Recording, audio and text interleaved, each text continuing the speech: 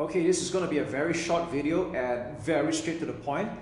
But at the same time, I know that some people that run Facebook ads might struggle with this on an emotional and psychological level as well. So when you run advertisements, you can almost always expect that you're going to get spam comments and some really rude comments that's totally unfounded, like this one over here.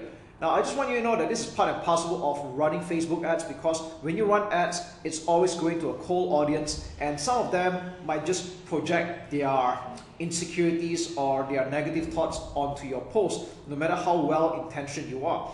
So the short and very straightforward answer is to just hide, delete, and ban, really. So I don't personally think it's a good idea for you to engage with this kind of comments unless you are considered a witty person or you're going to build quite some goodwill. That I do not know, okay? But the short answer is don't waste your energy on that. I want you to focus on conversions and the end results. So how do we remove comments like this and ban them? It's quite simply by clicking on the command here. We click on hide command, and then we'll click on ban the person, and then finally we just click on delete, and we're done.